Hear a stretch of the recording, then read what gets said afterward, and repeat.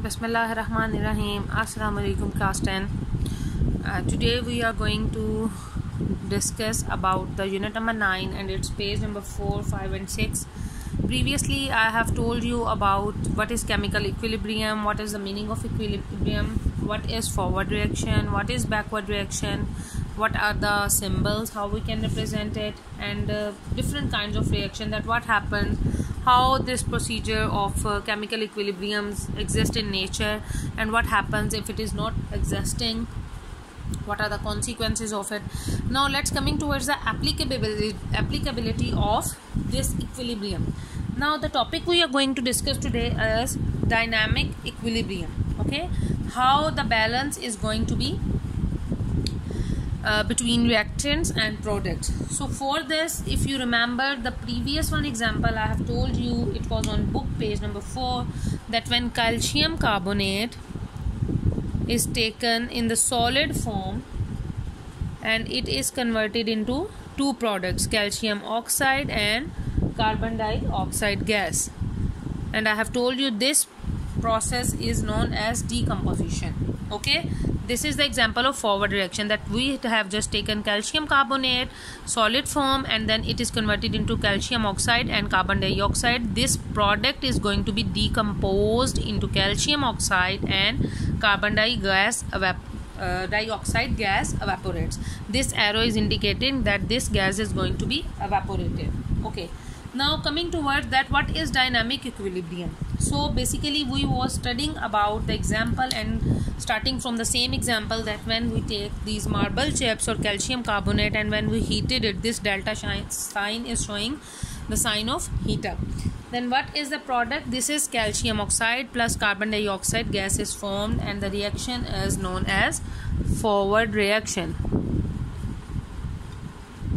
RXN is showing reaction. Okay, now what is the backward reaction? Similarly, write calcium oxide plus carbon dioxide gas form calcium carbonate again.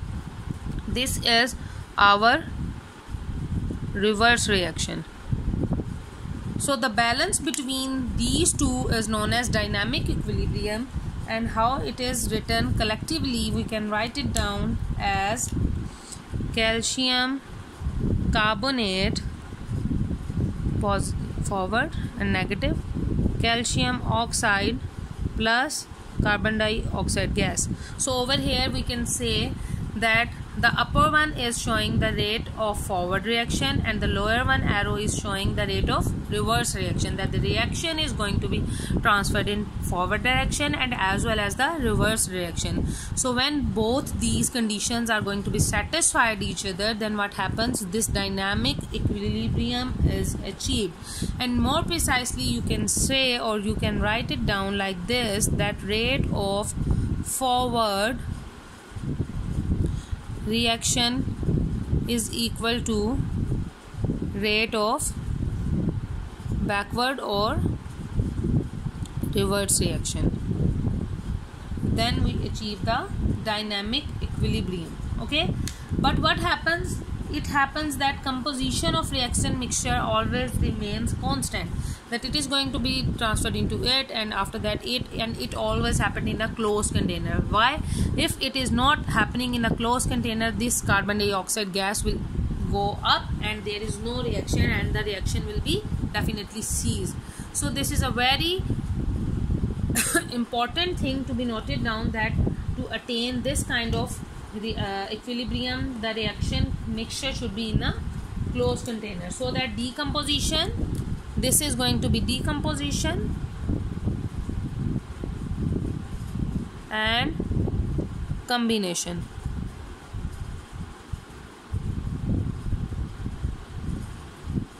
Proceeds, and hence what happened, a balance is achieved. Okay, now when the rate of forward reaction is same as the rate of reverse reaction, the composition of the reaction mixtures remain constant, because nothing is going to be changed.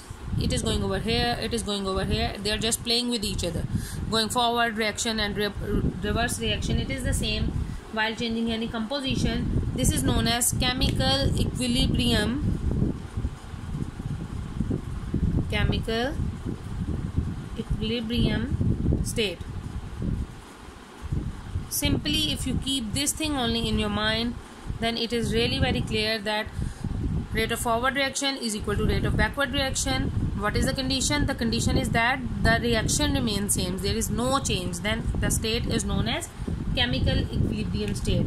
And there are two kind of possibilities to achieve this chemical equilibrium state.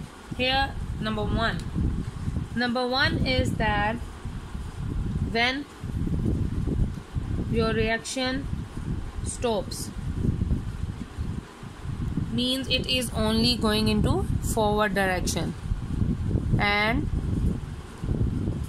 it is not done in a closed container. That's why it get the escape of carbon dioxide gas to escape out. This one is known as static equilibrium. Okay, EQ is for equilibrium. Static means to stop, ruk jana, stop the growth. When the reaction is stopped, that is moving into the forward direction, the reaction is known as static equilibrium. Just take the example of static equilibrium. It looks just like a building that is standing from so many years because there is a balance and no more falling down of rocks over there. So this is the example of static equilibrium. Now the number two condition is that when reaction does not stop, means both reactions are going on, forward and the reverse as well. So this one is known as dynamic equilibrium state. Okay, both reactions are going on. Dynamic means reaction is still continuing, going on. Okay, it is not going to be ceased. And you can say that rate of same forward reaction is equal to rate of backward reaction. It is known as dynamic equilibrium state. But when the reaction is only proceeding in the forward direction and it stops, it is known as static equilibrium. Now there is a graph in your book and it is stating the same thing. I am just making it for you that this is like this.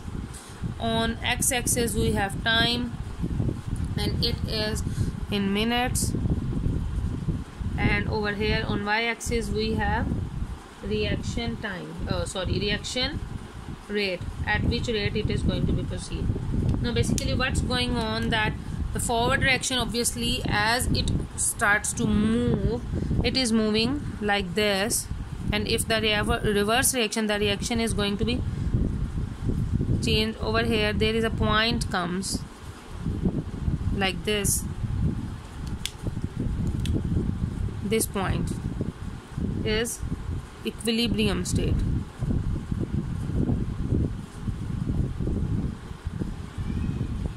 Where rate of both reactions are same.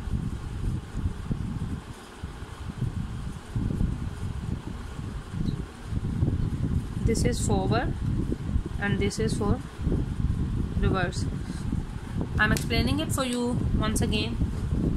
It states that as the reaction rate is proceeding, obviously the reaction is going to be proceeded like calcium carbonate example, and it is dissociated into calcium oxide and carbon dioxide. The reaction is over here and it is taking more time, and it goes like this.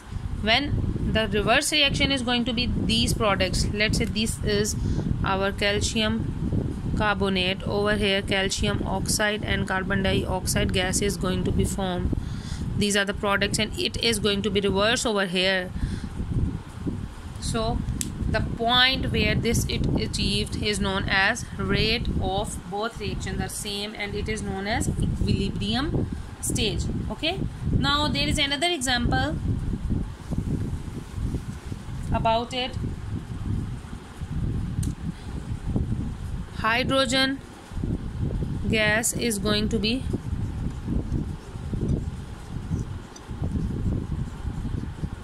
matched with iodine gas, and it is forming two molecules of hydrogen iodine vapors and the result is that at the same time when the decomposition is going to be occur, it is like this: 2 hydrogen iodide gas molecules again converted into hydrogen and iodine gas, and collectively if we write down the reaction, you must have them mention the states that hydrogen is gas, iodine is gas, forward reaction, backward reaction, and 2 hydrogen iodine converting molecules, and it is the same thing as we have discussed in the other one.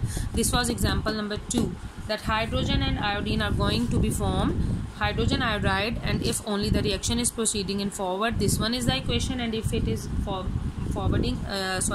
in reverse condition, then this one the equation. But to achieve dynamic equilibrium, this is the whole equation, that it is going in the same direction, that it is moving in the reverse direction. Clear? Now coming towards another important, very important, it is coming in year 2012, 14, 17, 18, and even in 2020 as well, that macroscopic characteristics of forward and reverse reactions. Whenever macroscopic characteristics, it has been coming as a long question and short question as well. You just simply draw a line, forward reactions,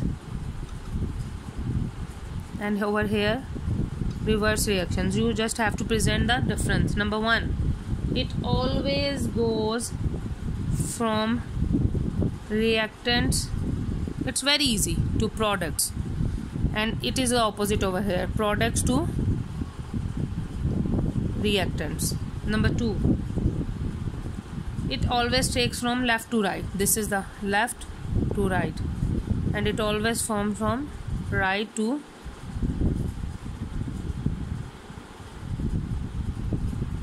left. Okay. Number 3 is, it is very fast and it is slow in starting. Why? The reason is, you must be no reason, because when forward reaction is going to be, obviously you have put the reactants, and the products are going to be formed. Till the moment products are not going to be formed, how can the reaction be reversed? So at start, at initial point, it is very slow, reverse reaction. Till the moment the products are formed, forward reaction is completed, that's why it is very fast, then reverse will initiate.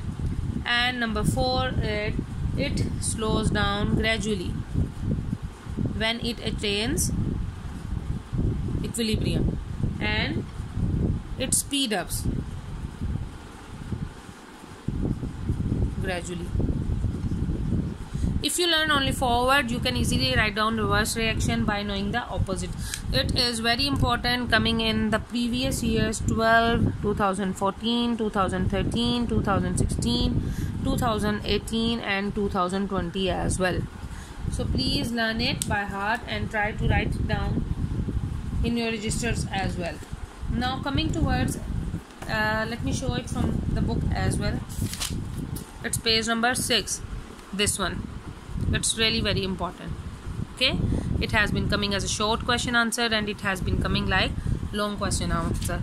Now if you coming towards macroscopic characteristics of dynamic equilibrium, these were macroscopic characteristics of forward and reverse reaction. Now coming towards macroscopic characteristics of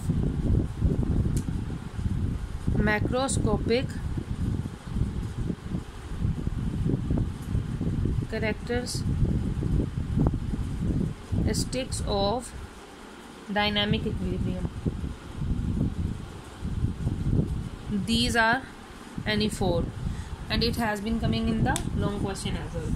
Now first, I have told you that it requires definitely a closed container. Okay, so that both reactions can be followed. Number 2, at equilibrium state, a reaction does not stop, means forward reaction is equal to backward reaction always. This is the second condition. and it states that the amount or the concentration of reactants that are taking part must be constant. It should never be changed.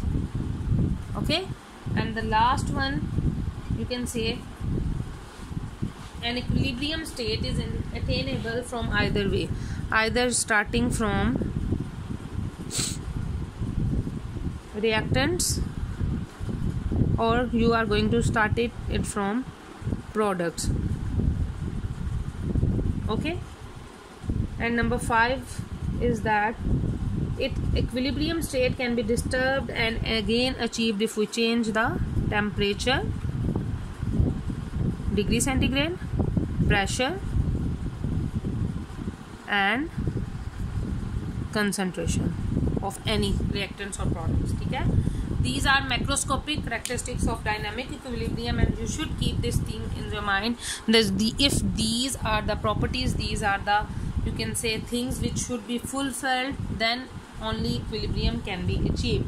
It is also very important, and it has been coming as a long question in 2016 and 2017. Okay, now coming towards, I am just giving you a very brief one example of law of mass action, that is the application of this chemical equilibrium. I am just giving you a little bit about it, and we will do some derivation of the expressions further. This is law of mass action. Okay, it is very important, very important, and even it comes in FSC as well in the further classes. Okay, two scientists, the name was Goldberg and the other was Weig, in 1869.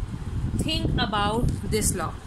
These two co-workers were working on the law of mass action, that what is the application, how we can apply it, and what is the derivation about it. These two scientists finally come with the theory of law of mass action, and it states that the rate at which, I'm showing you from the book, the rate at which a substance reacts is directly proportional to its active mass, and the rate of a reaction is directly proportional to the product of the active mass of the reacting substances. Now I will explain you what it is saying. It is saying that the rate of reaction, okay, हमारा reaction जो है वो किस rate पे चल रहा है, कितना time उसको required है, how much time is required, what are the conditions, how much mole concentration should be there. They are saying that the substance react is directly proportional,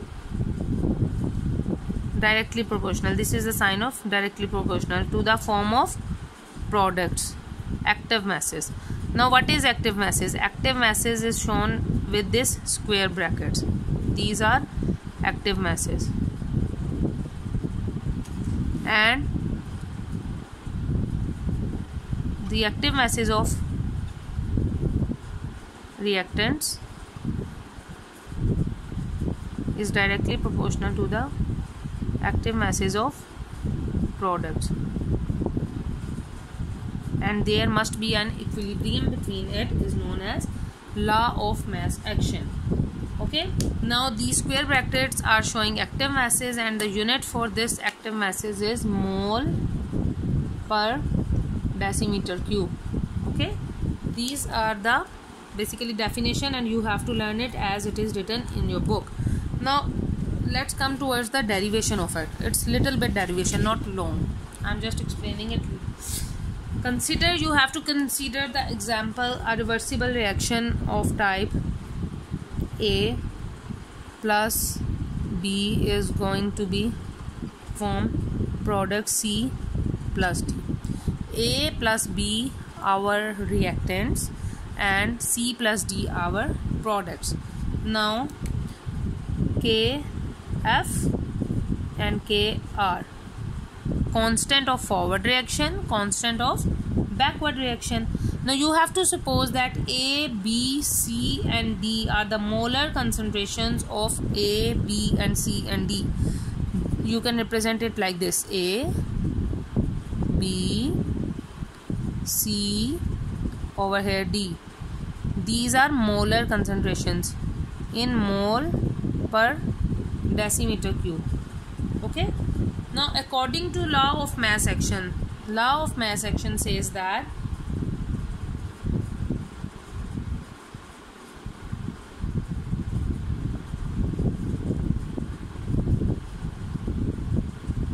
the rate of forward reaction is proportional to, directly proportional to concentrations इनकी आ जाएंगी A and B. Okay. Now while doing derivation, keep this thing in your mind that whenever there is a form of directly proportional, we have to finish it by giving a constant. It will, the rate of forward reaction is equal to K, F, A and B. Okay. We just finished this directly proportional to is equal to and constant of forward reaction. Similarly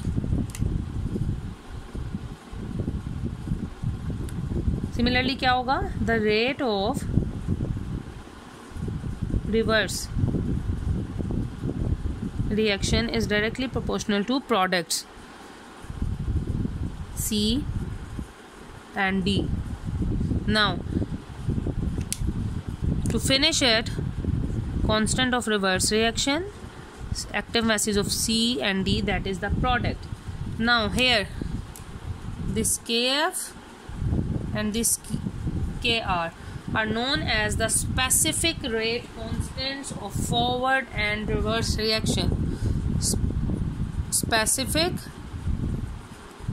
rate constants of forward and reverse reactions respectively. Now what happened? I am repeating it for you. This is an example of A plus B and it is giving us C plus D. These are the reactants, these are the products. This is an example of dynamic equilibrium. These are active masses. While putting square brackets, it is showing that this is the active masses and the unit is mole per decimeter cube. Now according to law of mass action, where it says that rate of forward reaction should be equal to rate of reverse reaction, हम इसको कैसे interpret करेंगे? We will write the rate of forward reaction is directly proportional. This sign is indicated directly proportional to active masses of A and B. To finish this directly proportional sign, we will put is equal to and write down a constant Kf. F is from forward reaction. It will come active mass of A and B, that was reactant. Similarly, the rate of reverse reaction is directly proportional to C plus D, that is products. To finish this directly proportional, we will definitely put is equal to and Kr, that is specific rate constant of reverse reaction. Now what happens at equilibrium state? What happens when at equilibrium state we have said that rate of forward and rate of backward reaction or reverse reaction should be equal. We will put the values Kf, A and B is equal to Kr and product C and here D. Now you can say that Kf over Kr, Kf values A and B and Kr values are over here C and D. Clear? Now this Kf over Kr is also known as Kc. We will write down Kc is equal to Kf over Kr and we can say Kc is equal to C D over A and B active masses. Kc is known as equilibrium constant.